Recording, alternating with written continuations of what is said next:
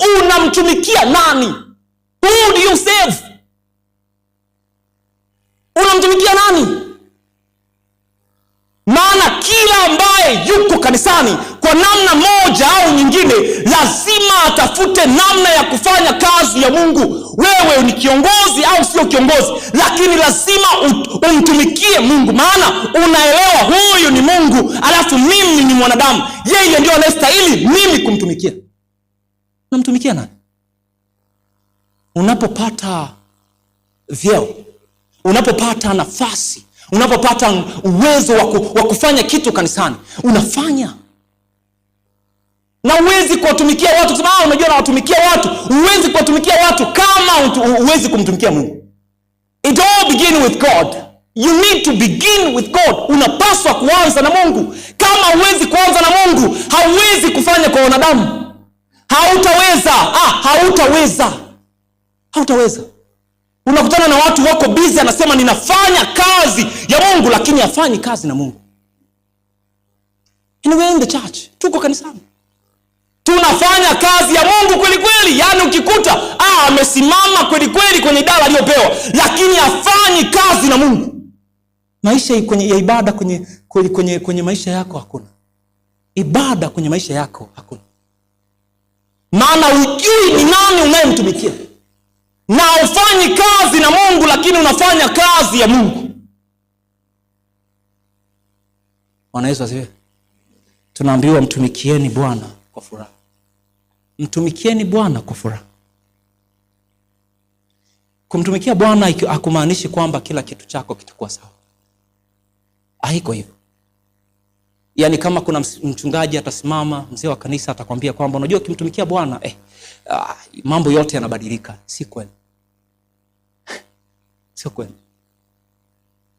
Unaweza ukamtumikia Bwana lakini magonjwa yakawa katika nyumba yako. Unaweza ukamtumikia Bwana lakini ukakosa. Unaweza ukamtumikia Bwana lakini bado kuna vitu haviendi sawa.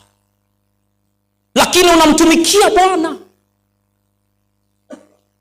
Hayabadiliki haya ya nje. Ndio maana Paulo anaelewa kwamba yawezekana utu wangu wa nje ukachakaa kwa sababu nimeamua kumtumikia Bwana, lakini utu wangu wa ndani kila siku unazidi kusogea na kufanana na kile ambacho Mungu anakihitaji. Kwa hiyo kumtumikia Bwana haimaanishi kwamba mazingira yako ya nje yatakuwa ni ya kawaida, lakini wote waliomtumikia Bwana ni watu ambao walitafuta furaha ndani ya Bwana, walitafuta kumwelewa Bwana, walijua huyu Mungu ni Mungu ambaye anaweza akafanya lolote wakati wowote, sehemu yoyote, lakini mimi nitaenda naye kwa furaha. Akitaka niende huku nitakwenda, akitaka nifanye hiki nitafanya, akitaka nisimame hapa nitasimama, maana ninafanya kwa ajili ya Mungu. Nafanya kwa ajili ya Mungu. Fungu la 3 anasema jueni kwamba Bwana ndiye Mungu. Bwana Yesu asifiwe. Jueni kwamba Bwana ndiye Mungu. Jueni Bwana ndiye Mungu. Neno jueni lililotumika hapa kwa Kiebrania ni yada, ambalo linatumika pia Adamu akamjua mke wake akapata mimba. Tunaambiwa tumjue Mungu, tuwe na mahusiano na Mungu. Mahusiano kweli kweli, sio unamjua Mungu kwa kumuelezea. Mungu ambaye tayari umeshamuona kwenye maisha yako. Ikiambia tusimame tuseme na umemuona vipi Mungu kwenye maisha yako, utasema nini? Watu wakikuuliza simama useme Mungu umemuona wapi katika maisha yako, utasema nini? Huyu Mungu umepata uzoefu wake wapi, utasema nini? Tuna watu wengi wamemzoea Mungu lakini hawana uzoefu na Mungu. Wanaweza ziwe. Unaweza ukamzoea Mungu lakini hauna uzoefu na Mungu.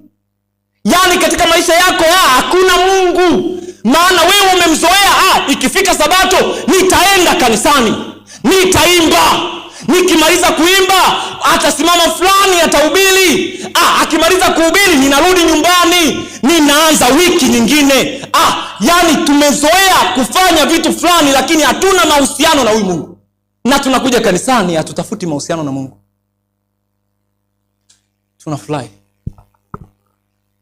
Tunafurahi kuja kanisani. Ni kwa sababu ya mazoea. Ukimuuliza mtu kwa nini unaenda kanisani? Kwa nini unaenda kanisani? Atakwambia unajua ni amri. Mungu alisema ikumbuke siku ya Sabato na uitakase. Na anaishi hapo. Mwingine anakuambia unajua mimi nimezaliwa ni Msabato. Kwa hiyo mimi ni Msabato. Kwa nini wewe ni Msabato? Mimi ni Msabato. Mimi ni Msabato. Yaani sisi wetu wote ni Wasabato. Yaani ndio ameishia hapo Mkristo. Ndio ameishia hapo. Atuendi zaidi hapo. Bado hatujamjua Mungu. Na nikwambie kitu, watu waliomjua Mungu wanajua jinsi ambavyo anafanya kazi. Ukimjua Mungu utajua namna ambavyo unafanya kazi ndani yako. Utajua namna ambavyo anafanya kazi kwenye maisha ya watu. Hautakuwa kikwazo cha watu kumuona Mungu. Wanaweza waziviwe. Asubuhi kwenye darasa tulikuwa tunaongea kuhusiana na kushuhudia, nikawaambia kuna wakati sisi tunakuwa kikwazo cha watu kumuona Mungu. Kwa sababu tukiangalia mtu, tukamwangalia, tukampima kwenye macho yetu, tunasema huyu mbingu haioni. Kwa hiyo sina haja ya kumwambia kuhusiana na Kristo, maana anavuta bangi. Na hatutaki kuendelea zaidi hapo. Tuna vipimo vya uvinoo wa watu katika macho yetu. Sijui nisemeje, tuna spirituometer, something like spirituometer kwenye macho yetu. Tukiwaangalia watu tunasema huyu hafai. Huyu hafai, huyu kwa Mungu hawezi kwenda. Huyu sio. Lakini kweli kwa Mungu haiwezekani. Ni kwa sababu hatujamjua Mungu. Na yeye mwenyewe anasema mawazo yangu sio mawazo yenu. Njia zangu sio zenu. Njia zangu ni tofauti. Acheni mimi niwe Mungu. Na sisi tubaki kuwa wanadamu, lakini sisi kuna wakati tunaingia kwenye viatu vya Mungu, tunavivaa, alafu tunaanza kutoa hukumu. Tunaanza kuambia watu wewe hautoboi. Wewe hautoboi. Mungu atusamehe sana.